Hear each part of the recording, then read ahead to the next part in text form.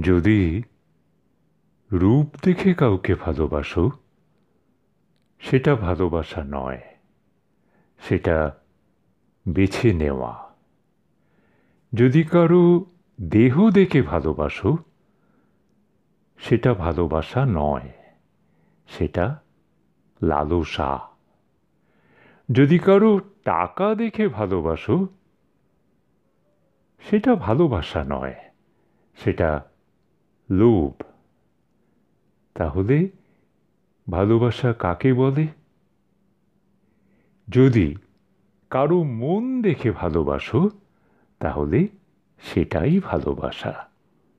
যদি তুমি এক নজর তাকে দেখার জন্য ছটফট করতে থাকো, তাহলে সেটাই ভালোবাসা।